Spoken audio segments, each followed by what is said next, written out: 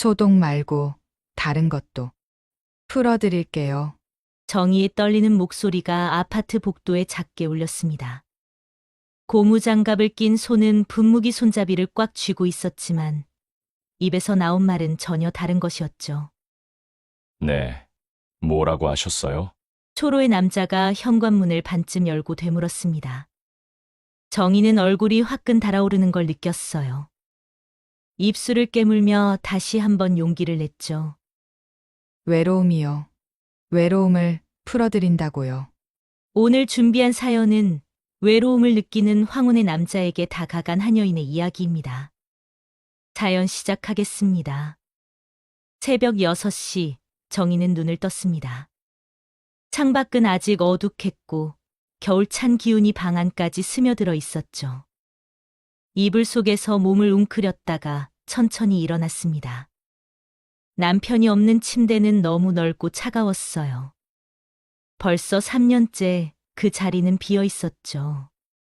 거실로 나오자 벽에 걸린 사진 속 남편의 온화한 미소가 눈에 들어왔습니다. 구 김성도, 향년 58세. 액자 아래 작은 글씨로 적힌 날짜가 정희의 가슴을 쿡 찔렀어요. 사진 속 남편은 여전히 건강했던 시절의 모습 그대로였죠. 넉넉한 웃음, 따뜻한 눈빛. 정희는 사진을 한참 바라보다가 손으로 액자를 쓸어내렸습니다.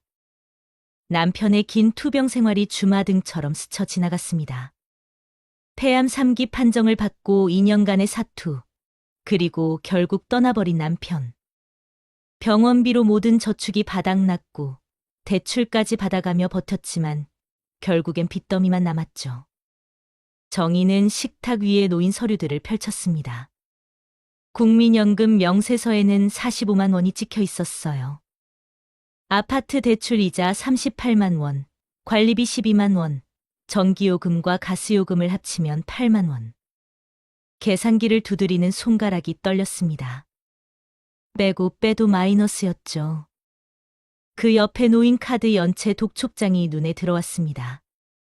3개월 이상 연체 시 법적 조치라는 빨간 글씨가 마치 정의를 조롱하는 것 같았어요. 한숨이 절로 나왔습니다. 아들 준호를 떠올려 봤지만 고개를 저었죠. 공장에서 3교대 근무하며 겨우 자기 생활을 꾸려가는 아들에게 손 벌릴 순 없었습니다. 정희는 자신과 약속했었어요. 절대 아들의 짐이 되지 않겠다고. 그게 마지막 자존심이었죠. 거울 앞에 섰습니다. 거울 속 얼굴은 낯설었어요. 깊게 파인 주름, 푹 꺼진 눈, 거칠어진 피부. 56세라고 하기엔 너무 늙어 보였죠. 정희는 자신의 뺨을 쓸어내렸습니다. 차가운 손끝에 뼈만 만져졌어요. 언제부터 이렇게 수척해졌을까? 거울 속 자신과 눈이 마주치자 눈물이 맺혔습니다. 하지만 울지는 않았어요. 울어봤자 달라질 게 없다는 걸 너무나 잘 알고 있었으니까요. 창밖으로 동이 트기 시작했습니다. 또 하루가 시작되는 거죠. 정희는 거울에서 눈을 돌리고 싱크대로 향했습니다. 찬물로 얼굴을 씻으며 스스로에게 말했어요. 버텨야지. 버텨야 해. 물방울이 턱끝에서 떨어졌습니다. 눈물인지 물인지 구분이 되지 않았죠. 오전 10시 현관문을 두드리는 소리가 들렸습니다. 정희는 문을 열었고 이웃 윤지선이 밝은 얼굴로 서 있었죠. 정희야, 잠깐 얘기 좀 할까? 지선은 거실로 들어와 조심스럽게 말을 꺼냈어요. 정희야, 혹시 소독 알바 해볼 생각 없어? 우리 아파트랑 옆 단지에서 사람 구한대. 하루 5만 원이야. 정희는 처음엔 망설였습니다. 이 나이에 소독일이라니. 하지만 텅 빈 지갑과 쌓여가는 고지서들이 떠올랐죠. 자존심과 현실 사이에서 잠시 갈등하다가 결국 고개를 끄덕였습니다. 그래. 해볼게. 다음 날 아침 정희는 아파트 관리사무소 앞에 섰습니다. 담당자가 건네준 소독용품은 생각보다 무거웠어요. 두꺼운 고무장갑, 마스크, 그리고 분무기. 처음 착용해보니 온몸이 답답했죠. 특히 고무장갑은 손에 땀이 차게 만들었고, 분무기는 어깨를 짓누르는 것 같았습니다. 계단이랑 복도, 엘리베이터 안까지 다 해주시면 돼요. 하루 2시간 정도 걸릴 거예요. 담당자의 설명을 들으며 정희는 분무기 손잡이를 꽉 쥐었습니다. 첫 번째 동입구에 들어서자 소독액 특유의 독한 냄새가 코를 찔렀어요. 마스크를 썼는데도 숨이 막힐 것 같았죠. 아파트 복도를 따라 천천히 걸으며 소독액을 뿌렸습니다. 칙칙 소리와 함께 하얀 안개가 퍼져나갔어요. 계단을 오르내릴 때마다 무릎이 시큰거렸고 팔은 점점 무거워졌죠. 한 층, 2층, 15층까지 올라갔다가 다시 내려오는 동안 온몸이 땀으로 젖었습니다. 복도에서 주민들과 마주칠 때마다 정희는 고개를 숙였어요. 그들의 시선이 따가웠죠. 직접적으로 말하진 않았지만 수군거리는 소리가 들리는 것 같았습니다. 저 나이에 저런 일까지. 실제로 들은 건지 상상인지 구분이 안 됐어요. 하지만 정희는 묵묵히 일을 계속했습니다. 세 번째 동을 마치고 나니 등은 이미 흠뻑 젖어 있었죠. 독한 냄새 때문에 기침이 나왔고 목구멍이 따끔거렸습니다. 잠시 쉬려고 계단에 앉았습니다. 팔과 허리에 힘이 풀려 진땀이 났어요. 이마에 땀을 닦으며 정희는 스스로에게 말했습니다. 괜찮아. 아직은 할 수 있어. 하지만 떨리는 다리가 그 말을 배신했죠. 일어서려는데 무릎이 풀렸습니다. 벽을 잡고 겨우 일어났어요. 남은 2개 동이 산처럼 느껴졌지만 정희는 다시 분무기를 들었습니다. 첫날 일을 마치고 집으로 돌아오는 길, 아파트 계단을 오르다가 주저앉고 말았어요. 다리에 힘이 하나도 없었죠. 몇 분을 그렇게 앉아 있다가 난간을 잡고 겨우 일어났습니다. 집에 도착했을 때는 해가 이미 저물어 있었어요. 샤워를 하고 나와 거울을 봤습니다. 얼굴은 벌겋게 달아올라 있었고 눈은 충혈되어 있었죠. 손을 펴보니 물집이 잡혀 있었어요. 고무장갑 안에서 쪄서 그런지 손가락 사이가 헐어 있었습니다. 식탁에 앉아 계산을 했어요. 하루 6만 원, 한 달이면 180만 원. 하지만 주말은 쉬니까 실제론 140만 원 정도. 국민연금과 합쳐도 여전히 빠듯했죠. 대출 이자와 관리비를 내고 나면 생활비는 턱없이 부족했습니다. 통장을 펼쳐봤어요. 잔고는 3만 8천 원.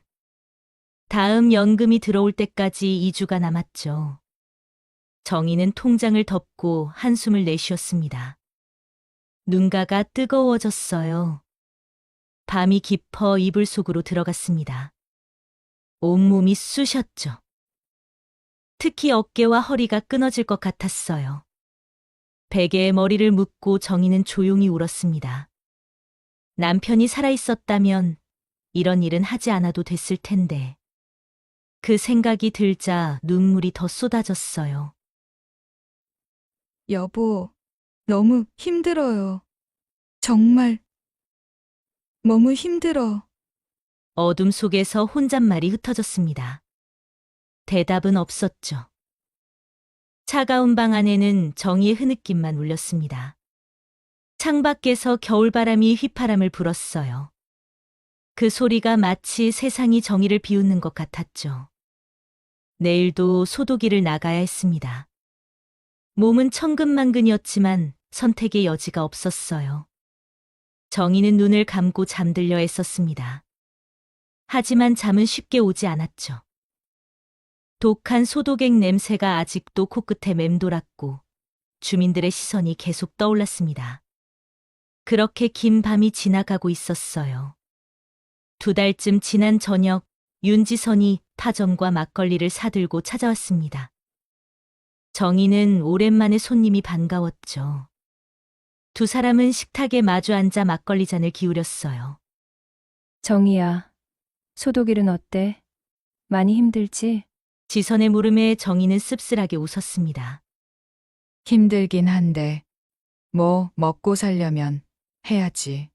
막걸리가 2병째로 접어들자 지선이 조심스럽게 말을 꺼냈어요. 정희야, 내가 하는 말 놀라지 마. 사실, 외로운 노인들 상대로 쪽지 남겨보는 건 어때? 정희는 잔을 내려놓았습니다. 순간 무슨 말인지 이해가 안 됐어요. 지선이 다시 설명했죠. 그 있잖아. 혼자 사는 할아버지들한테 연락처 남기는 거야. 외로움 달래준다고. 충격이 밀려왔습니다. 정희는 믿을 수 없다는 듯 지선을 쳐다봤어요. 내가 그런 일까지 해야 해? 목소리가 떨렸습니다. 자존심이 무너지는 것 같았죠. 평생 남편 하나만 보고 살았던 정희에게 그건 상상도 못할 일이었어요. 지선은 정희의 손을 잡았습니다. 정희야, 이것도 정당한 거야. 외로운 사람들 많아. 서로 위로하는 거지. 하루에 8만 원에서 10만 원은 돼. 정희는 고개를 저었어요. 하지만 지선의 다음 말이 가슴을 찔렀죠. 너 통장 잔고 얼마야? 다음 달 대출 이자는, 관리비는? 대답할 수 없었습니다. 현실이 너무나 명확했으니까요. 지선이 일어나며 말했어요. 생각해봐. 죽을 것도 아니잖아. 지선이 떠난 후 정희는 식탁에 홀로 앉아 있었습니다. 빈 막걸리 병들이 눈에 들어왔죠. 머릿속이 복잡했어요. 그런 일을 한다는 것 자체가 끔찍했지만 동시에 8만 원이라는 금액이 계속 맴돌았습니다. 그날 밤 정희는 잠을 이룰 수 없었어요. 이불 속에서 몸을 뒤척이며 천장만 바라봤죠. 새벽 2시, 3시. 시간이 갈수록 생각은 더 깊어졌습니다. 남편 생각이 났어요. 저 하늘에서 자신을 보고 있다면 뭐라고 할까? 눈물이 베개를 적셨죠. 새벽 4시, 정희는 일어나 거실로 나왔습니다. 식탁 위에 밀린 고지서들을 다시 꺼내 놓았어요. 하나하나 펼쳐보며 계산기를 두드렸죠. 전기요금 독촉장, 가스요금 독촉장, 카드 연체 독촉장. 빨간 도장이 찍힌 종이들이 정희를 압박했습니다. 소독일만으론 안 되는구나. 혼잣말이 나왔어요. 정희는 서랍에서 펜과 작은 메모지를 꺼냈습니다. 손이 떨렸죠. 한참을 망설이다가 천천히 글씨를 적기 시작했어요. 외로움을 풀어드립니다. 010XXXXXXXX. 글씨가 삐뚤빼뚤했습니다. 손이 너무 떨려서 제대로 쓸 수가 없었어요.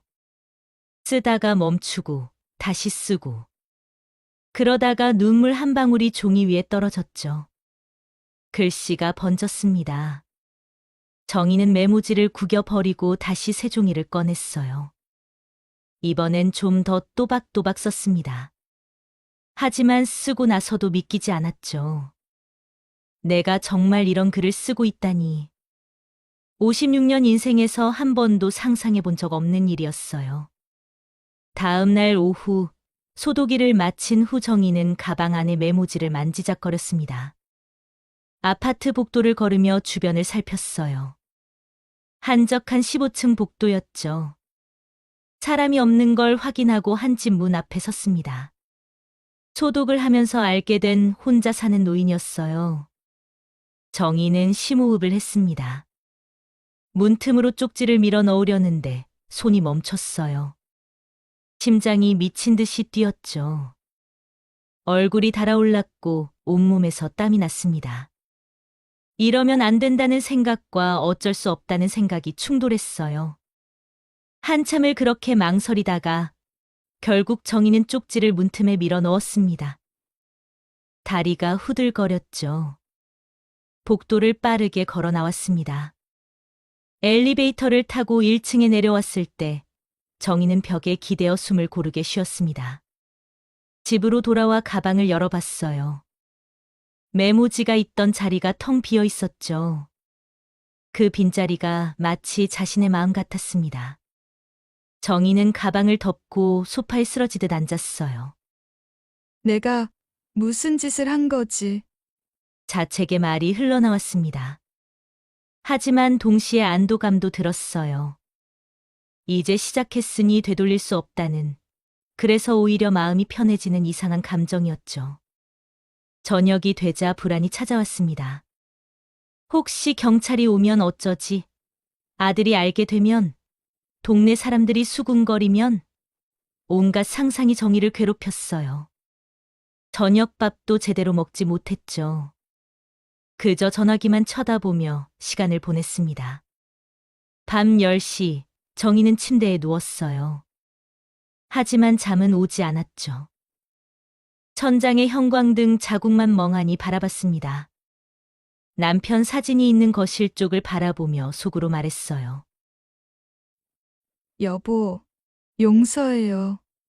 정말 어쩔 수가 없어요. 눈물이 흘렀지만 닦지 않았습니다. 그냥 흐르는 대로 두었죠. 창밖에서 구급차 사이렌 소리가 멀리서 들려왔어요. 누군가는 죽어가고 누군가는 살아가고 정희도 그렇게 살아가야 했습니다. 사흘이 지났습니다. 정희는 평소처럼 소독일을 하고 장을 보고 집안일을 했어요. 하지만 마음 한구석엔 계속 불안이 자리 잡고 있었죠. 쪽지를 넣은 이후로 아무 연락이 없었습니다. 안도의 한숨이 나왔어요. 어쩌면 그냥 이대로 없던 일이 될지도 모른다고 생각했죠. 그런데 넷째 날 저녁, 낯선 번호로 전화가 왔습니다. 정희는 전화기를 쳐다봤어요. 모르는 번호였죠. 평소 같았으면 그냥 안 받았을 텐데 이번엔 달랐습니다. 손이 떨렸어요. 이게 그 전화일까? 벨소리가 계속 울렸습니다. 정희는 심호흡을 하고 통화 버튼을 눌렀어요. 여보세요? 목소리가 갈라졌습니다. 잠시 침묵이 흐르더니 전화기 너머로 낮고 떨리는 목소리가 들려왔죠. 저 쪽지 보고 연락드렸습니다. 순간 정희의 온몸이 굳었어요. 정말로 연락이 온 것입니다. 손에서 땀이 났고 심장이 빠르게 뛰기 시작했죠. 무슨 말을 해야 할지 몰랐어요. 아, 예. 겨우 대답했습니다. 상대방도 어색한지 잠시 말이 없었어요. 그러다가 조심스럽게 물었죠. 언제 뵐 수 있을까요? 정희는 눈을 감았습니다. 이제 정말 시작되는구나. 되돌릴 수 없는 강을 건너는 기분이었어요. 하지만 통장 잔고와 밀린 고지서들이 떠올랐죠. 선택의 여지가 없었습니다. 내일 저녁 어떠세요? 약속을 잡고 전화를 끊었습니다. 주소를 받아 적은 종이를 쳐다보며 정희는 한숨을 내쉬었어요. 종이를 처음 넣은 집의 주소였죠. 내일 저녁 7시. 약속 시간이 정해졌습니다. 다음 날 정희는 하루 종일 불안했어요. 소독일을 하면서도 계속 시계를 봤죠. 시간이 너무 빨리 가는 것 같기도 하고 너무 느리게 가는 것 같기도 했습니다. 오후 5시 집에 돌아와 샤워를 했어요. 뜨거운 물에 몸을 맡기며 생각했죠. 내가 정말 이런 일을 하는구나. 거울을 보며 얼굴을 만졌습니다. 오랜만에 화장품을 꺼냈어요. 떨리는 손으로 얼굴에 크림을 발랐죠. 버스를 타고 약속 장소로 향했습니다. 창밖 풍경이 스쳐 지나갔지만 아무것도 눈에 들어오지 않았어요. 그저 가슴만 두근거렸죠. 남편과의 첫날 밤이 떠올랐습니다. 그때도 이렇게 떨렸었는데. 하지만 그때는 설렘이었고 지금은 두려움이었어요. 3층 302호. 문 앞에 섰습니다. 초인종을 누르려는데 손이 멈췄어요. 지금이라도 돌아갈까? 하지만 이미 여기까지 왔는데. 초인종을 눌렀습니다. 잠시 후 문이 열렸어요. 60대 후반으로 보이는 노인이 서 있었죠. 수척한 얼굴에 외로움이 가득했습니다. 어서 오세요. 작은 목소리로 말하며 무인은 정의를 안으로 들였어요. 방은 작고 어두웠습니다. 희미한 전등빛 아래 낡은 침대가 보였죠. 테이블 위에 현금 봉투가 놓여 있었어요. 노인이 정희에게 다가왔습니다. 떨리는 손이 정희 어깨에 닿았어요. 정희는 눈을 감았죠. 이게 현실이구나. 눈가가 뜨거워졌습니다. 정희는 침대 끝에 앉았죠. 온몸이 굳어 있었습니다. 마치 영혼이 빠져나간 것 같았어요. 노인의 거친 손이 정희 뺨을 쓸었습니다. 차가운 손이었어요. 정희는 남편을 떠올렸죠. 남편의 손은 따뜻했는데 눈물이 흘러내렸지만 노인은 알아차리지 못했습니다. 어두운 방이었으니까요. 시간이 흘렀습니다. 정희는 천장만 바라봤어요. 천장에 얼룩들이 보였죠. 물이 샌 자국, 곰팡이 흔적. 마치 자신의 마음 같았습니다. 더럽혀지고 상처받은 노인의 숨소리가 거칠어졌어요. 정희는 눈을 더 꽉 감았죠. 이 시간이 빨리 지나가기를 바랐습니다.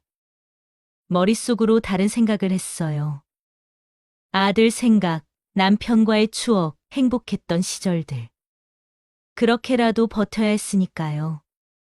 모든 게 끝났을 때 정희는 떨리는 손으로 옷을 추스렸어요. 가도 되나요? 네, 고마웠어요. 노인의 대답을 듣고 정희는 문을 나섰습니다. 복도로 나오자마자 다리가 풀렸어요. 수치심과 자괴감이 파도처럼 밀려왔어요. 계단을 내려가며 정희는 울었습니다. 소리 없이 울었어요. 건물을 빠져나와 한참을 걸었죠. 어디로 가는지도 모르고 그냥 걸었습니다. 공중 화장실을 찾아 들어갔어요. 세면대에서 얼굴을 씻었죠. 차가운 물로 몇 번이고 씻었습니다. 하지만 더러워진 느낌은 지워지지 않았어요. 거울 속 자신의 얼굴을 봤습니다. 낯선 사람 같았죠. 미안해, 여보. 정말 미안해. 거울을 향해 중얼거렸어요. 남편에게 하는 말이었죠. 하지만 대답은 없었습니다. 집으로 돌아와 뜨거운 물로 샤워를 했어요. 1시간 넘게 씻었지만 몸에 밴 냄새가 지워지지 않는 것 같았죠. 피부가 빨갛게 달아올랐지만 계속 문질렀습니다. 침대에 누웠을 때는 새벽 2시였어요. 몸은 지쳤지만 잠은 오지 않았죠. 봉투 속 8만 원이 떠올랐습니다. 그 돈으로 전기요금을 낼 수 있었어요. 정희는 베개에 얼굴을 묻고 울었습니다. 그렇게 긴 밤이 지나갔고 정희의 이중생활이 시작되었습니다. 2달이 지났습니다. 정희는 이제 일주일에 서너 번은 연락을 받았어요. 낯선 번호들이 전화를 걸어왔고 정희는 약속을 잡았죠. 수입은 조금 늘었지만 마음은 점점 무너져 갔죠. 어느 목요일 저녁 또 다른 전화가 왔습니다. 이번엔 목소리가 좀 달랐어요. 거칠고 급했죠. 오늘 저녁 가능하신가요? 돈은 넉넉히 드리겠습니다. 뭔가 불안했지만 정희는 약속을 잡았어요. 주소를 받아보니 좀 더 나은 동네의 아파트였죠. 오피스텔이 아니라 제대로 된 아파트. 조금은 안심이 됐습니다. 저녁 8시 정희는 아파트 현관 앞에 섰어요. 비밀번호를 눌러 들어갔죠. 엘리베이터를 타고 12층에 올라갔습니다. 1203호. 초인종을 눌렀어요. 문을 연 사람은 70대 초반의 남자였습니다. 김재훈이라고 자신을 소개했죠. 깔끔한 옷차림에 정돈된 머리.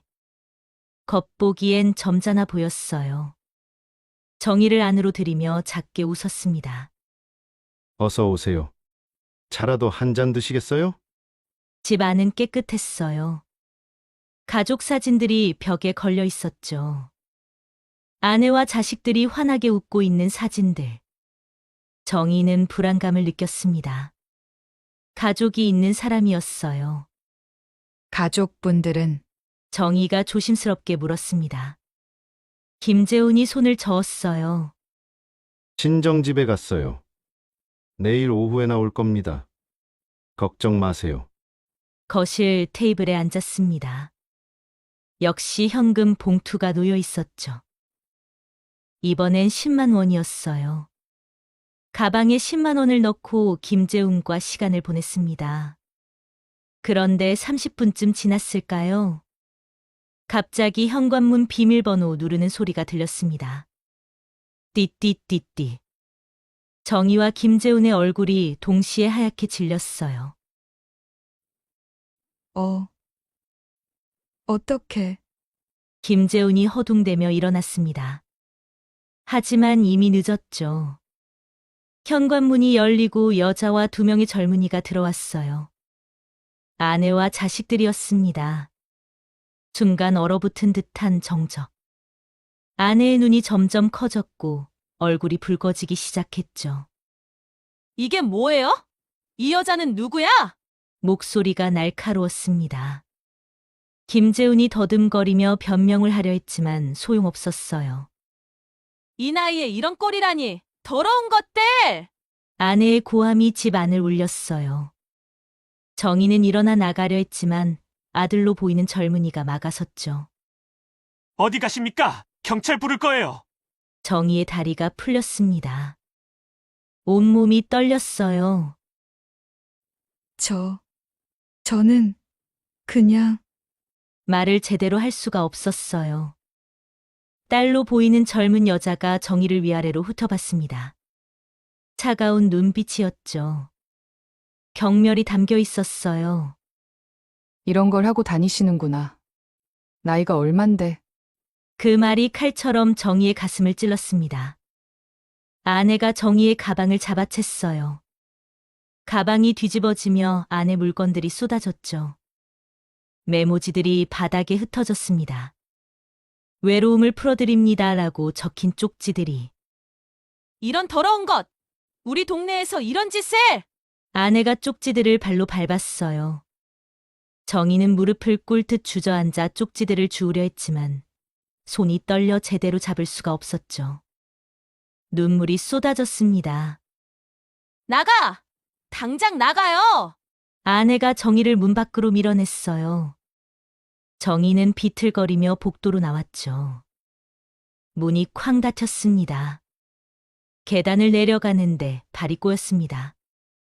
난간을 잡고 겨우 균형을 잡았어요. 한 계단, 한 계단 내려가는 게 지옥 같았죠. 엘리베이터는 탈 용기가 없었습니다. 누군가와 마주칠까 봐 두려웠어요. 1층에 도착했을 때는 온몸이 땀으로 젖어 있었습니다. 아파트를 빠져나와 한참을 걸었어요.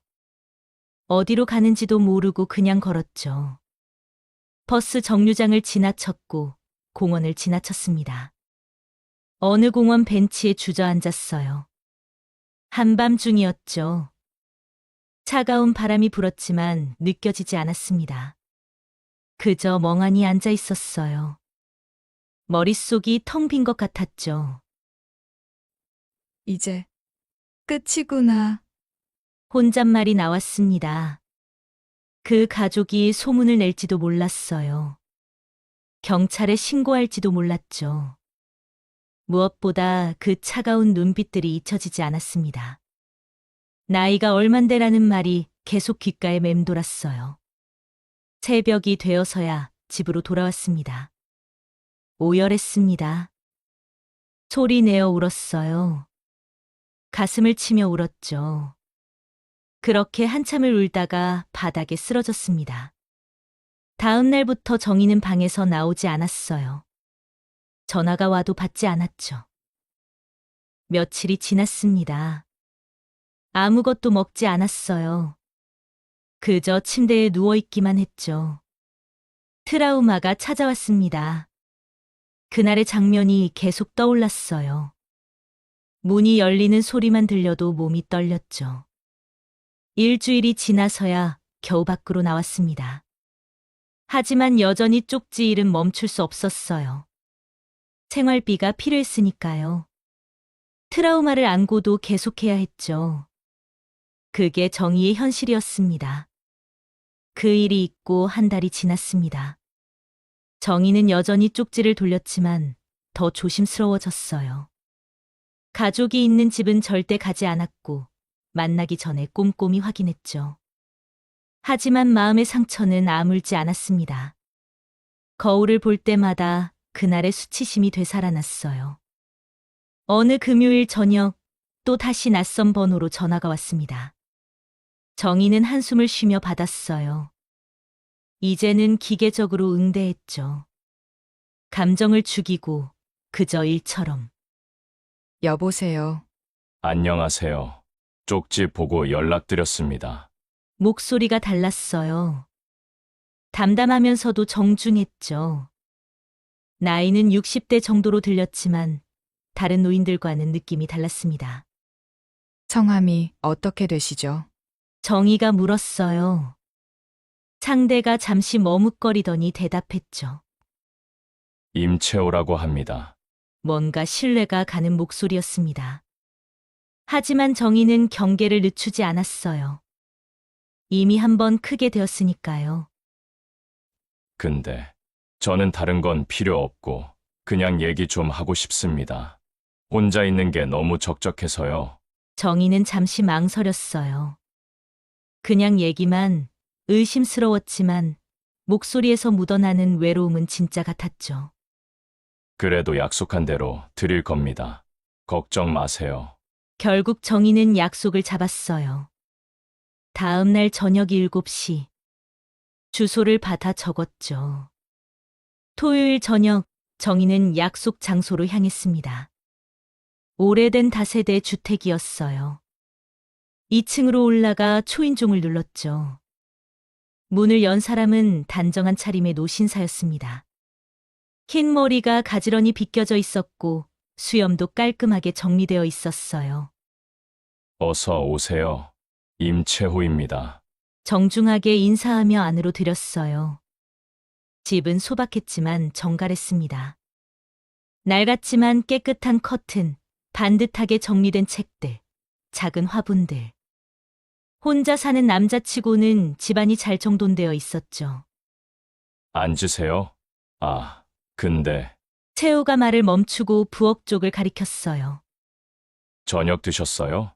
혼자 먹으려고 국을 끓였는데 같이 드시면 안 될까요? 혼자 먹으니 너무 썰렁해서요. 정희는 놀랐습니다. 이런 제안은 처음이었어요. 다른 노인들은 그저 옆에 있기만을 바랐는데 이 사람은 밥을 같이 먹자고 했죠. 뭐, 괜찮기는 한데요. 채호의 얼굴이 밝아졌어요. 부엌으로 가서 상을 차리기 시작했죠. 정희도 어색하게 일어나 도우려 했지만 채호가 손을 저었습니다. 앉아 계세요. 금방 됩니다. 잠시 후 소박한 밥상이 차려졌어요. 된장찌개, 김치, 나물 몇 가지. 평범한 집밥이었죠. 김이 모락모락 오르는 찌개를 보니 정희의 가슴이 뜨거워졌습니다. 얼마 만에 보는 따뜻한 밥상인지 두 사람은 마주 앉아 밥을 먹었어요. 채호가 먼저 말을 꺼냈죠. 30년 공직 생활하고 퇴직한 지 5년 됐어요. 아내는 3년 전에 암으로 떠났고 자식들은 다 외국에 있고요. 정희는 젓가락을 멈추고 채호를 봤습니다. 눈가에 외로움이 묻어 있었어요. 사람이 혼자 밥 먹는 게 제일 힘들더군요. 밥맛도 없고 먹는 의미도 없고. 그 말에 정희의 눈가가 젖어들었어요. 자신도 매일 혼자 먹는 차가운 밥이 떠올랐죠. 젓가락을 들던 손이 떨렸습니다. 저도 그래요.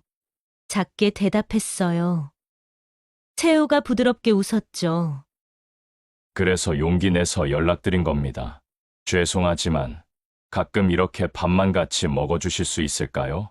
물론 약속한 대로 사례는 드리고요. 정의는 말문이 막혔습니다. 이 사람은 정의를 하대하지 않았어요. 정중하게 부탁했죠. 사람 대 사람으로 대해줬습니다. 그동안 만났던 노인들과는 완전히 달랐어요. 이렇게 따뜻하게 대해준 게 얼마만인지. 정의는 속으로 생각했습니다.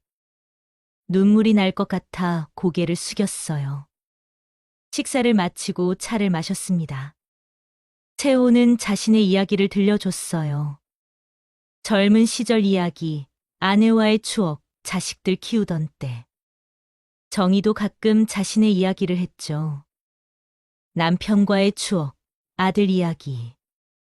물론 지금의 일에 대해선 말하지 않았지만 2시간이 훌쩍 지났어요.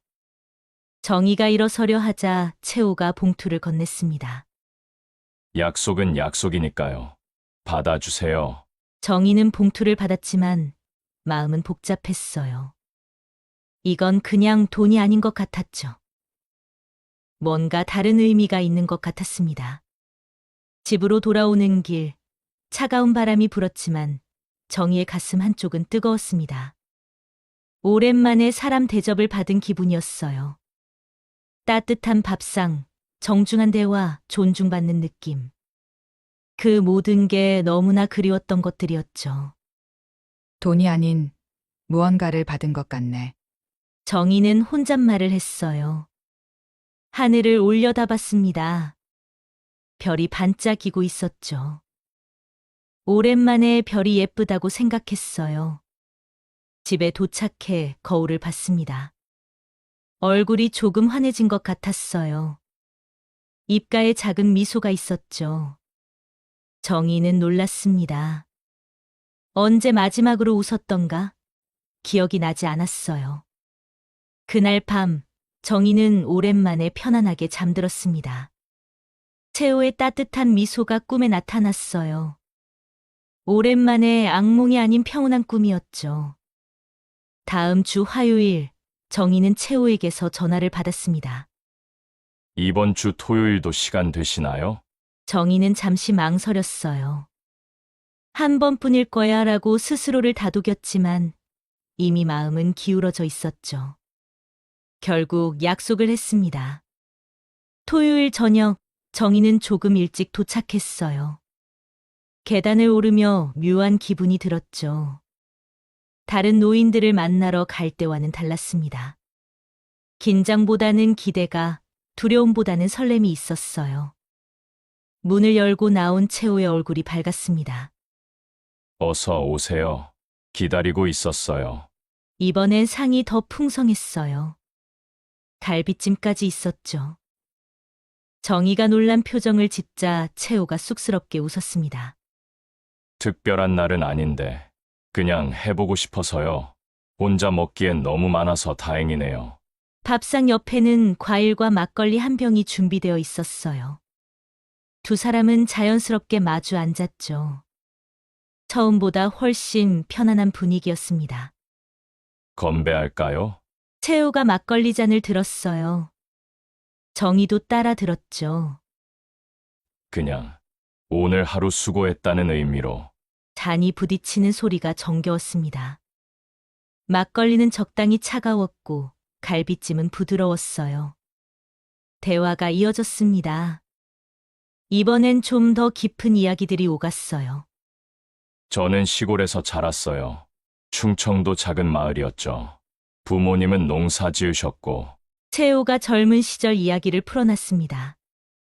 어렵게 공부해서 공무원이 된 것, 아내를 처음 만났던 날, 첫 아이가 태어났을 때의 감동.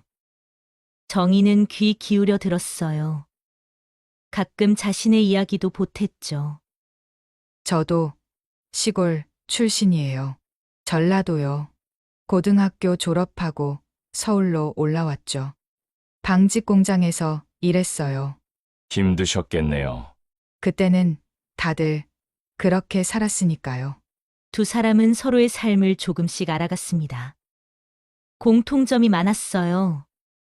가난했던 어린 시절, 열심히 살았던 청춘, 가족을 위해 헌신했던 중년, 그리고 지금의 외로움까지. 혼자가 되니까 시간이 안 가더라고요. 채우가 막걸리 잔을 내려놓으며 말했어요.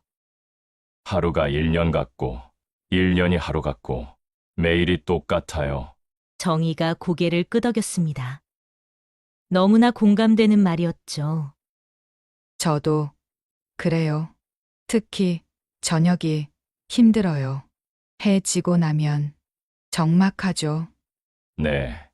정말 적막해요. 두 사람은 잠시 말없이 서로를 바라봤어요. 같은 아픔을 가진 사람들만이 나눌 수 있는 공감대가 있었죠. 식사를 마치고 차를 마시며 이야기는 계속됐습니다. 채호는 책장에서 오래된 앨범을 꺼내왔어요. 이게 우리 아내예요. 젊을 때죠. 사진 속 여인은 단아하고 아름다웠습니다. 채호의 눈가가 촉촉해졌어요.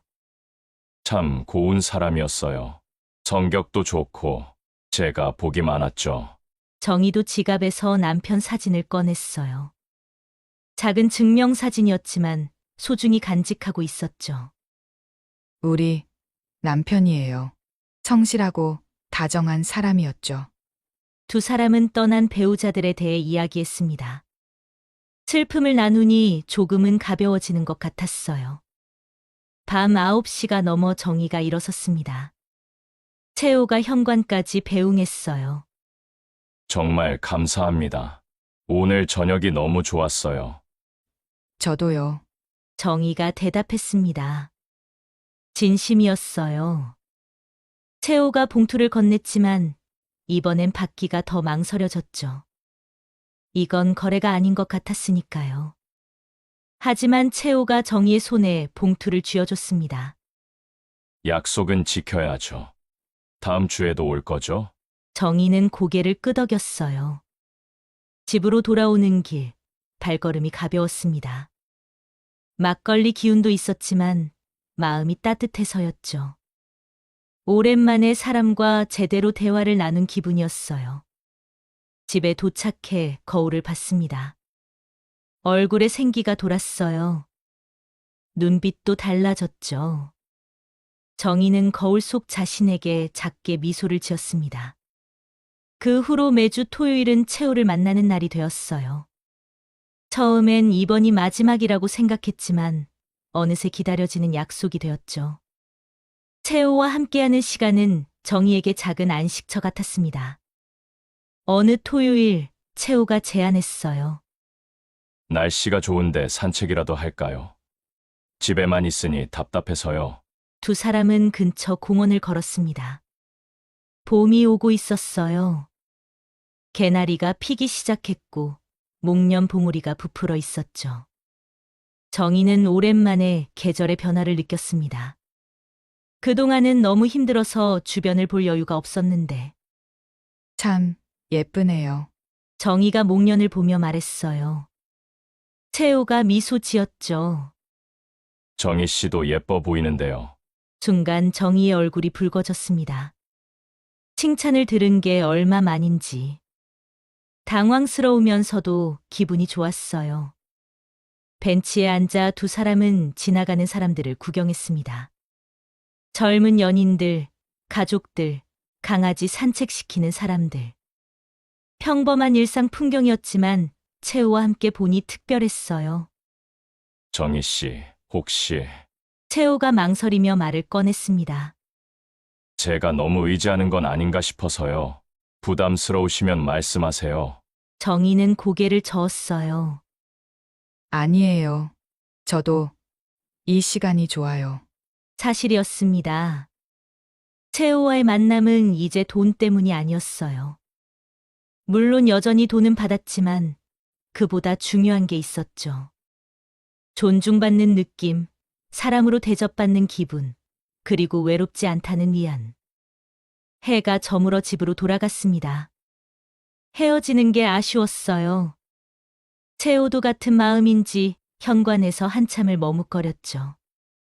다음 주에 또 봬요. 네, 그럼요. 그날 밤 정희는 일기를 썼어요. 오랜만이었죠.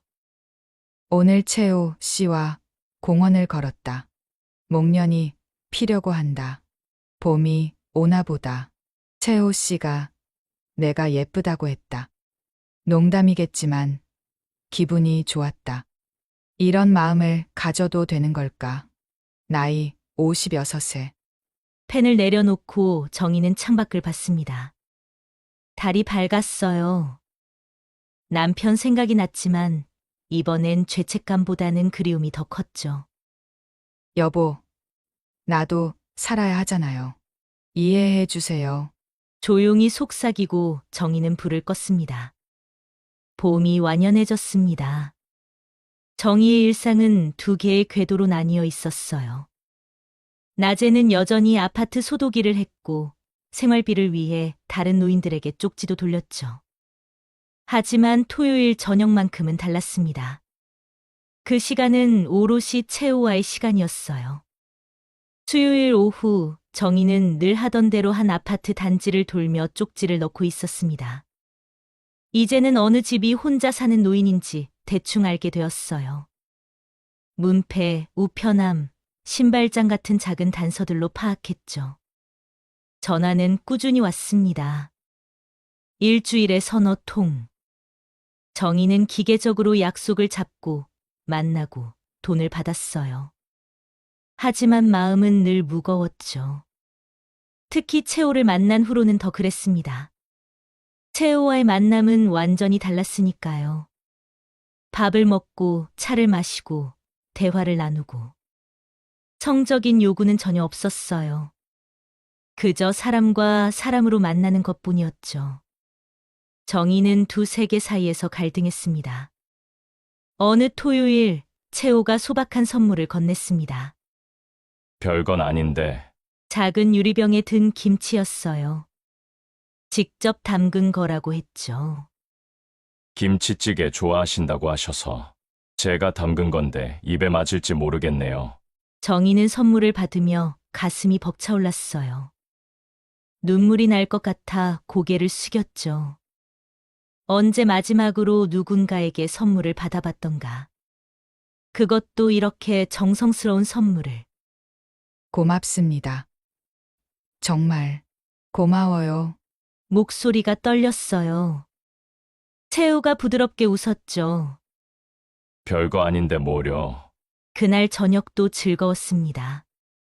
봄나물 반찬들이 상에 올랐고 두 사람은 소주를 한 잔씩 기울였어요. 채호가 옛날 노래를 흥얼거렸고 정희도 따라 불렀죠. 마치 오래된 친구들 같았습니다. 하지만 즐거움도 잠시 일주일 뒤 위기가 찾아왔어요. 정희가 채호와 시장을 걷고 있을 때였습니다.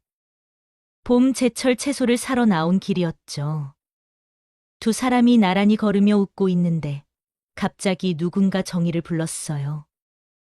어머니, 돌아보니 아들 준호의 동료였습니다. 공장에서 같이 일하는 젊은이였죠. 정희의 얼굴이 하얗게 질렸어요. 아, 안녕하세요. 급히 인사를 하고 채호와 거리를 뒀습니다. 젊은이가 채호를 흘끔 보더니 어색하게 인사하고 지나갔어요. 정희는 가슴이 쿵쿵 뛰었죠. 이 일이 준호에게 전해질까봐 두려웠습니다. 아는 분이세요? 채호가 물었어요. 정희는 얼버무렸죠. 아들 회사 사람이에요. 아, 그렇군요. 아드님이 걱정하실까봐 신경 쓰이시나 봐요. 채호가 이해한다는 듯 고개를 끄덕였어요. 하지만 정희의 불안은 가시지 않았죠. 만약 준호가 엄마가 낯선 남자와 다닌다는 소리를 들으면, 그리고 더 파고들어서 진실을 알게 되면, 그날 이후 정희는 더욱 조심스러워졌어요. 채호와 만날 때는 사람이 많은 곳을 피했고 늘 주변을 살폈죠. 이중생활의 불안이 점점 커져갔습니다. 한편으로는 다른 노인들과의 만남도 계속됐어요. 어느 날 밤, 정희는 두 개의 핸드폰을 놓고 고민했습니다. 하나는 일상용, 하나는 쪽지일용. 두 개의 번호, 두 개의 삶. 언제까지 이렇게 살 수 있을까? 언젠가는 들통날 텐데. 채호 씨를 잃고 싶지 않아. 혼잣말이 나왔어요. 스스로도 놀랐죠. 언제부터 채호가 이렇게 중요한 사람이 되었을까? 처음엔 그저 돈을 벌기 위한 만남이었는데, 이제는 삶의 유일한 위안이 되어버렸습니다. 정희는 일기장을 펼쳤어요. 두 개의 삶을 산다는 건 너무 힘들다. 한쪽은 수치스럽고 한쪽은 행복하다. 어떻게 해야 할까? 펜을 내려놓고 정희는 한숨을 쉬었어요. 답은 없었죠. 그런데 답을 정해준 사람이 있었습니다. 그건 아들 준호였어요. 준호는 한 달에 2번 정도 어머니를 찾아왔습니다. 주로 일요일 오후였어요. 그날도 준호가 왔죠. 현관문을 열고 들어온 아들이 정희를 보더니 눈을 크게 떴습니다. 엄마, 요즘 좋은 일 있어요? 왜? 얼굴이 좋아 보여서요. 화장도 하신 것 같고. 준호는 의심스러운 눈으로 어머니를 봤습니다. 뭔가 달라진 게 분명했어요. 집안도 전보다 정리가 잘 되어 있었고 냉장고에도 반찬이 제법 있었죠. 엄마, 요즘 어디 다니세요? 소독일 하잖아. 알면서. 그것 말고 다른 데는요? 준호의 질문이 집요해졌어요. 정희는 괜히 부엌으로 가서 물을 마셨죠. 아들의 시선을 피하고 싶었습니다. 가끔 이웃이랑 만나기도 하고 그래. 어떤 이웃이요? 그냥 동네 사람들. 대화가 어색하게 끊겼어요. 준호는 뭔가 더 묻고 싶었지만 참았죠. 어머니가 외롭지 않게 사람들과 어울리는 건 좋은 일이니까요. 하지만 마음 한구석엔 의구심이 남았습니다. 준호가 돌아간 후 정희는 안도의 한숨을 쉬었어요. 아직은 모르는 것 같았죠. 하지만 조심해야 했습니다. 아들은 눈치가 빠른 편이었으니까요. 다음 주 준호는 야간 근무를 핑계로 낮에 어머니 집 근처를 서성였습니다. 멀리서 어머니를 지켜봤어요. 정희가 장을 보고 은행에 가고 평범한 일상을 보내는 것 같았죠. 그런데 오후 3시쯤 정희가 한 아파트 단지로 들어가는 걸 봤습니다. 준호는 조심스럽게 따라갔어요. 정희가 복도를 걸으며 문틈에 뭔가를 넣는 걸 봤죠. 종이 같은 거였습니다. 여러 집을 돌며 같은 행동을 반복했어요. 뭐 하시는 거지? 준호는 의아했습니다. 전단지 알바인가? 하지만 어머니가 그런 일을 한다고 한 적은 없었어요. 계속 지켜보려던 순간 그 아파트 주민 한 명이 준호에게 다가왔죠. 누구 찾으세요? 아, 저는 준호가 머뭇거리자 주민이 말했어요. 혹시 쪽지 아줌마 찾는 거면 저기 15동 쪽에 계실 거예요. 쪽지 아줌마요. 네. 외로운 노인들한테 쪽지 돌리는 아줌마 있잖아요. 요즘 자주 보이던데. 준호의 머릿속이 하얗게 변했습니다. 쪽지, 외로운 노인, 설마, 그럴 리 없어. 하지만 주민의 다음 말이 준호를 충격에 빠뜨렸죠. 근데 그런 거 조심하세요.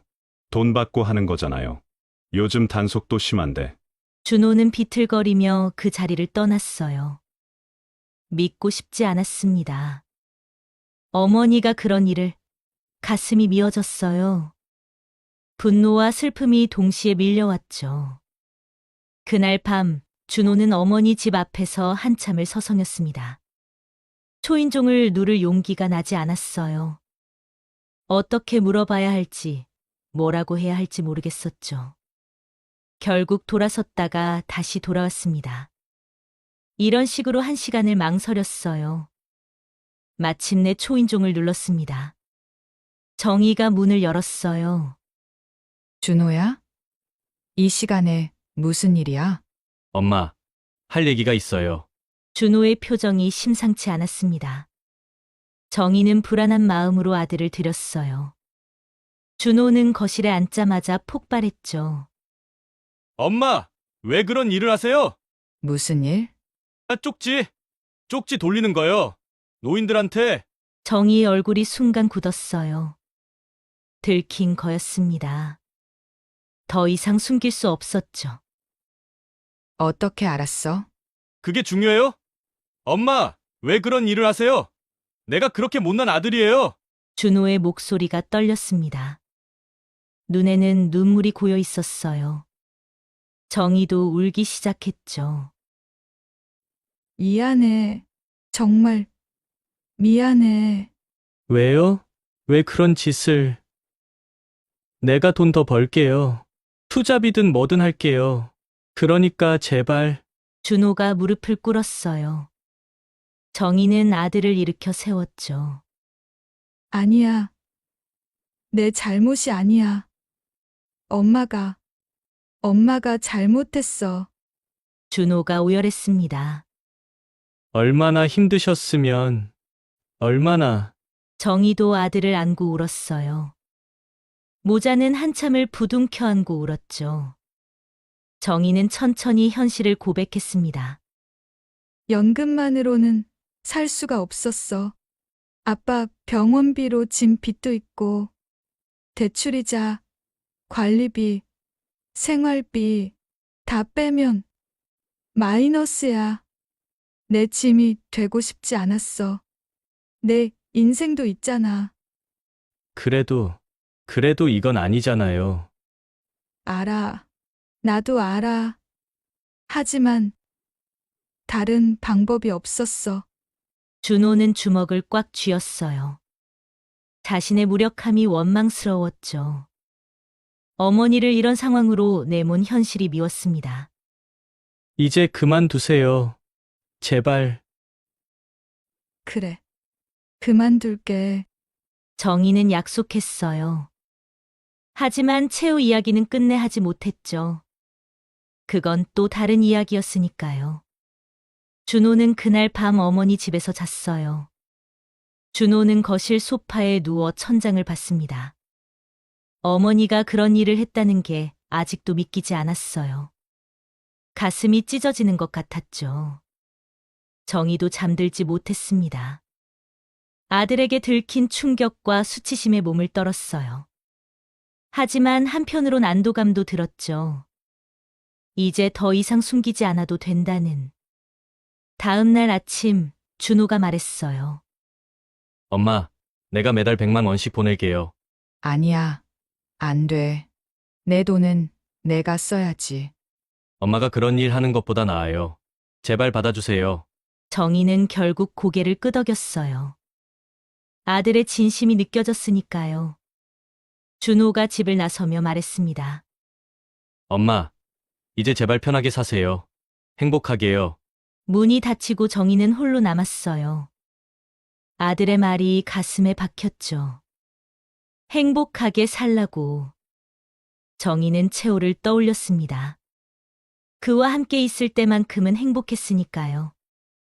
하지만 이제 어떻게 해야 할까? 모든 게 복잡해졌어요. 준호와의 대화 이후 정희는 며칠 동안 채호에게 연락하지 않았습니다. 토요일이 되었지만 가지 않았어요. 채호는 걱정스러운 목소리로 전화를 했죠. 정희 씨, 무슨 일 있으세요? 오늘 안 오시네요. 죄송해요. 몸이 좀 안 좋아서. 거짓말이었습니다. 정희는 죄책감에 시달리고 있었어요. 아들에게 들킨 후로 모든 게 달라진 것 같았죠.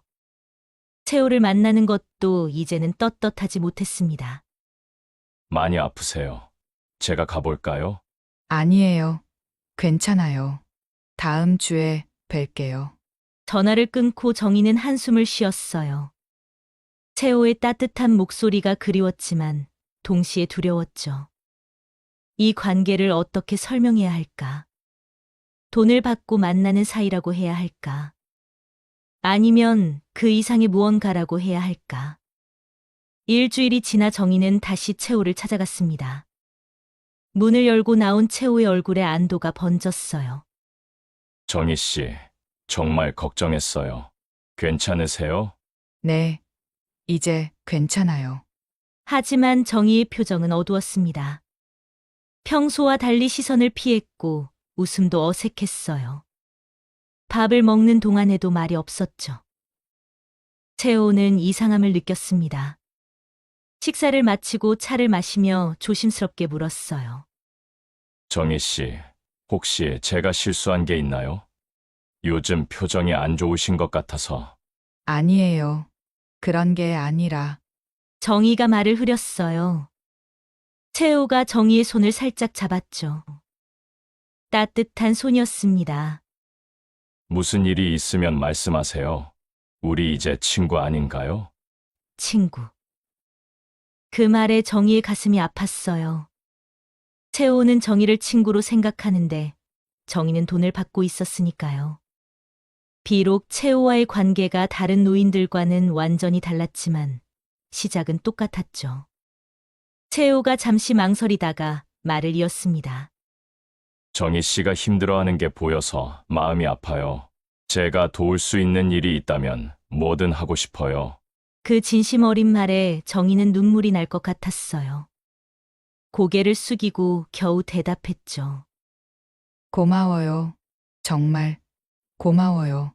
집으로 돌아오는 길, 정희의 마음은 무거웠습니다. 채호의 선한 눈빛이 계속 떠올랐어요. 며칠 후 정희는 은행에서 통장을 정리했습니다. 준호가 보낸 100만 원이 입금되어 있었어요. 아들 생각에 가슴이 먹먹했죠. 그 돈이 얼마나 아까울까. 3교대 근무하며 번 피 같은 돈일 텐데. 통장을 보다가 문득 깨달았어요. 채호에게 받은 돈들도 다 여기 있었죠. 처음엔 생활비로 썼지만 최근엔 거의 손대지 않았습니다.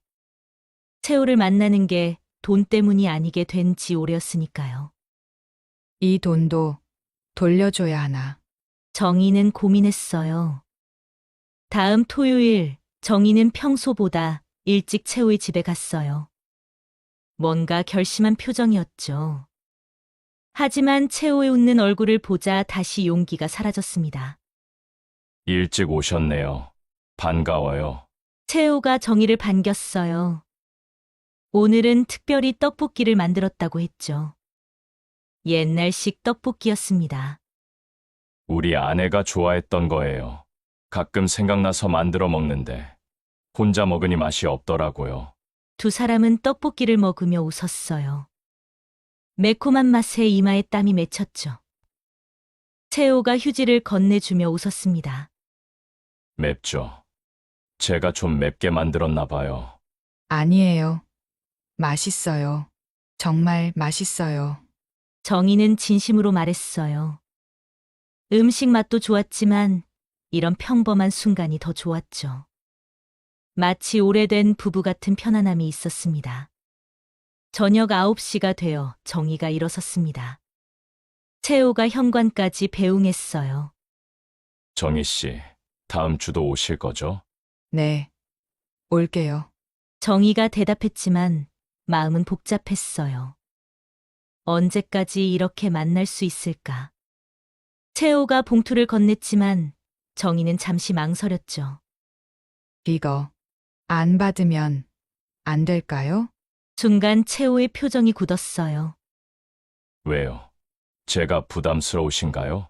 아니, 그게 아니라 정희는 말을 더듬었어요. 채호가 오해한 것 같았죠. 죄송해요. 제가 너무 의지했나 봐요. 정희 씨도 생활이 있으실 텐데. 아니에요. 그런 게 아니라 그냥 이제는 돈 때문이 아니라서. 정희의 고백에 채호가 놀랐어요. 잠시 침묵이 흘렀죠. 그러다 채호가 부드럽게 웃었습니다. 저도 그래요. 처음엔 외로워서 시작했지만 이제는 정희 씨가 좋아서 만나는 거예요. 두 사람은 서로를 바라봤어요. 뭔가 달라진 게 있었죠. 관계의 본질이 변하고 있었습니다. 6월의 어느 토요일, 채호가 정희를 집으로 초대했을 때 평소와 분위기가 달랐습니다. 더 차분하고 진지했어요. 정희 씨, 오늘은 드릴 말씀이 있어서 채호의 목소리가 떨렸어요. 저와 같이 살아주실래요? 정희는 놀라 채호를 쳐다봤어요. 채호의 눈은 진지했죠. 남은 노후를 같이 보내고 싶어요. 제가 정희 씨를 책임지겠습니다. 더 이상 그런 일 하지 않으셔도 되게 편하게 사실 수 있게 해드리고 싶어요. 채호 씨, 사랑합니다. 정희 씨. 그 한마디에 정희는 무너졌어요. 오열했죠. 평생 들어보지 못했던 말이었습니다. 남편도 사랑한다는 말을 잘하지 않았으니까요. 그런데 이 나이에 이런 상황에서 이런 과거를 가진 자신에게 누군가 사랑한다고 말해주다니. 저는 자격이 없어요. 자격이 왜 없어요? 정희 씨는 충분히 사랑받을 자격이 있어요. 채호가 정희를 안았어요. 따뜻한 품이었죠. 정희는 그 품에서 한참을 울었습니다. 서러움과 감동이 뒤섞인 눈물이었어요. 정말 괜찮으신 거예요? 저 같은 사람도? 정희 씨 같은 사람이어서 더 좋아요. 인생의 쓴맛을 아는 사람, 아픔을 견뎌낸 사람. 그래서 더 깊이 이해할 수 있어요. 두 사람은 오랫동안 말없이 서로를 안고 있었어요. 창밖으로 해가 저물고 있었죠. 붉은 노을이 방 안을 물들였습니다. 채호가 조용히 말했어요. 천천히 생각해 보세요. 강요하는 건 아니에요. 다만 제 진심은 확실해요. 정희는 채호의 손을 꼭 잡았어요. 거칠고 주름진 손이었지만 그 어떤 손보다 따뜻했죠. 고마워요. 정말 고마워요. 이런 말 해주셔서. 그날 밤 정희는 집으로 돌아오며 생각했어요. 믿기지 않았죠. 자신의 모든 걸 알면서도 받아준다니. 사랑한다니. 이게 꿈인가 싶었습니다. 거울 앞에 섰어요. 울어서 부은 얼굴이었지만 눈빛은 달랐죠. 희망이 보였습니다. 오랜만에 느끼는 감정이었어요. 전화기를 들었다가 내려놓기를 반복했어요. 준호에게 전화하고 싶었지만 뭐라고 해야 할지 몰랐죠. 엄마한테 한 분이 생겼어라고? 아들이 어떻게 받아들일까? 하지만 정희는 알고 있었어요. 이제 선택해야 한다는 걸. 채호의 제안을 받아들일지 아니면 혼자 살아갈지. 쉽지 않은 결정이었죠. 하지만 마음은 이미 기울어져 있었습니다. 창밖을 봤어요. 별이 반짝이고 있었죠. 남편의 별도 저기 어딘가 있을 거예요. 정희는 조용히 말했습니다. 여보, 나 이제 혼자가 아니에요. 날 아껴주는 사람이 생겼어요. 이해해 주세요. 바람이 불어 커튼이 흔들렸어요. 마치 대답하는 것 같았죠. 정희는 작게 미소 지었습니다. 일주일 후 정희는 결심했습니다. 채호의 제안을 받아들이기로. 하지만 먼저 해야 할 일이 있었어요. 아들에게 말하는 것이었죠. 일요일 오후 준호가 왔을 때 정희는 용기를 냈어요. 준호야, 엄마가 할 말이 있어. 뭔데요? 준호가 걱정스럽게 물었어요. 정희가 심호흡을 하고 말했죠. 엄마가 만나는 사람이 있어. 만나다니요? 그 사람이 누군데요? 날 사람으로 봐주는 분이야. 좋은 분이고. 준호의 얼굴이 굳었어요. 복잡한 감정이 스쳐 지나갔죠. 놀라움, 배신감, 걱정. 그 일하면서 만난 사람이에요? 정희가 고개를 끄덕였어요. 준호가 벌떡 일어났죠. 엄마, 정신 차려요. 그런 사람들이 뭘 바라고 접근하는지 몰라요? 아니야. 이분은 달라. 내 모든 걸 알면서도 받아준대. 거짓말이에요. 엄마를 이용하려는 거예요. 준호가 화를 냈어요. 정희는 침착하게 말했죠. 한 번만 만나봐. 그리고 판단해. 준호는 마지못해 동의했어요. 다음 날 저녁 세 사람이 만났죠. 채호의 집이었습니다. 준호는 경계심 가득한 눈으로 채호를 봤어요. 채호가 먼저 입을 열었습니다. 준호 씨, 만나서 반갑습니다. 임채호라고 합니다. 네. 준호가 차갑게 대답했어요. 채호는 당황하지 않고 계속 말했죠. 제가 어머님을 어떻게 만났는지 아실 거예요. 숨기지 않겠습니다. 하지만 지금 제 마음은 진심입니다. 진심이요? 우리 엄마가 어떤 상황인지 아세요? 압니다. 남편 잃고 빚 때문에 고생하시고 그래도 아들에게 짐 되지 않으려고 혼자 버티신 거 다 알아요. 준호가 놀랐어요. 이 사람이 정말 다 아는 것 같았죠. 채호가 진지하게 말했습니다. 제가 박 여사님 지켜드리겠습니다. 준호 씨 걱정 안 하시게 경제적으로도 정서적으로도 책임지겠습니다. 왜요? 왜 우리 엄마를? 사랑하니까요. 이 나이에 무슨 사랑이냐 하시겠지만 정말입니다. 어머님과 함께 있으면 제 삶이 다시 의미를 갖게 돼요. 준호는 채호를 뚫어지게 봤어요. 거짓말인지 진실인지 파악하려 했죠. 하지만 채호의 눈은 맑고 진실했습니다. 식사를 함께 했어요. 채호가 준비한 소박한 밥상이었죠. 먹으면서 대화를 나눴습니다. 채호의 과거, 가족 이야기, 앞으로의 계획. 준호는 점점 경계를 풀었어요. 이 사람이 나쁜 사람은 아닌 것 같았죠. 식사 후 준호가 말했어요. 아저씨, 우리 엄마 힘들게 하면 가만 안 둬요. 그럴 일 없습니다. 약속드려요. 준호가 깊은 한숨을 쉬었어요. 엄마 행복하시다면 저도 인정할게요. 정희의 눈에 눈물이 맺혔어요. 아들의 인정을 받았다는 게 큰 위안이 되었죠. 그 후일들은 빠르게 진행되었습니다. 정희는 채호의 집으로 이사했어요. 그리고 두 사람은 함께 작은 사업을 시작했습니다. 채호가 사는 곳 근처에 작은 찻집을 열었습니다. 정희가 차를 끓이고 손님을 맞았죠.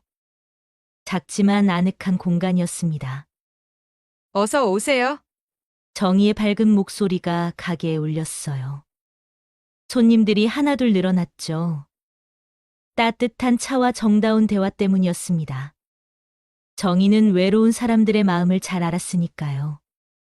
그들의 이야기를 들어주고 위로했어요. 두 사람은 자연스럽게 파트너가 되었어요. 일하면서도 서로를 배려했고 저녁이면 함께 집으로 돌아갔죠. 동네 사람들도 두 사람을 자연스럽게 받아들였어요. 함께 사는 이웃으로 자리 잡았죠. 가끔 수군거리는 사람도 있었지만 대부분은 응원했습니다. 나이 들어 외로운 것보다는 함께 사는 게 낫다고. 준호도 가끔 들렀어요. 처음엔 어색했지만 점점 자연스러워졌죠. 채호가 준호를 친아들처럼 대했고 준호도 마음을 열었습니다. 아저씨, 우리 엄마 잘 부탁드려요. 그럼요. 걱정 마세요. 가을이 왔습니다. 정희와 채호는 단풍 구경을 갔어요. 찬길을 걸으며 서로의 팔짱을 꼈죠. 사람들이 쳐다봤지만 신경 쓰지 않았습니다. 그들에겐 서로가 있었으니까요. 정희 씨, 행복하세요? 채호가 물었어요. 정희가 미소 지었죠. 네. 행복해요. 정말로. 저도요. 두 사람은 서로를 보며 웃었어요. 주름진 얼굴이었지만 눈빛은 청춘이었죠. 겨울이 왔습니다. 어느 저녁 마지막 손님을 보내고 가게 문을 닫았어요. 두 사람이 나란히 집으로 걸어갔죠. 흰 눈이 내리기 시작했습니다. 첫눈이네요. 정희가 하늘을 올려다봤어요. 눈송이가 얼굴에 닿았죠. 차가웠지만 기분이 좋았습니다. 골목길에 두 사람의 발자국이 나란히 찍혔어요. 정희는 그 발자국을 보며 생각했죠. 끝이라 여겼던 내 삶. 이제야 다시 시작이구나. 채호가 정희의 손을 꼭 잡았어요. 따뜻한 온기가 전해졌죠. 춥죠. 빨리 가요. 아니에요. 이렇게 걷는 게 좋아요. 두 사람은 천천히 걸었습니다. 서두를 것 없었어요. 남은 시간을 함께 보낼 테니까요. 집에 도착해 따뜻한 차를 마셨어요. 창밖으로 눈은 계속 내렸죠. 온 세상이 하얗게 변해갔습니다. 새로운 시작처럼. 정희는 일기장을 펼쳤어요. 오늘도 채우 씨와 함께했다. 눈이 내렸다. 예쁘다. 살아있어서 사랑하는 사람과 함께여서 감사하다. 남편도 하늘에서 기뻐할 거라 믿는다. 나의 두 번째 인생이 시작됐다. 이번엔 혼자가 아니다. 펜을 내려놓고 정희는 채호를 봤어요. 소파에서 졸고 있었죠. 정희는 담요를 가져와 덮어줬습니다. 그리고 옆에 앉아 채호의 손을 잡았어요. 창밖의 눈은 온 세상을 포근하게 덮고 있었습니다. 정희의 마음도 그랬어요. 따뜻하고 평화로웠죠. 드디어 집을 찾은 것 같았습니다. 사랑하는 사람과 함께하는 집. 그게 정희가 찾던 행복이었어요. 여기까지가 오늘 준비한 사연이었습니다. 여러분의 구독은 영상 제작에 많은 도움이 됩니다. 사연 많은 여자였습니다.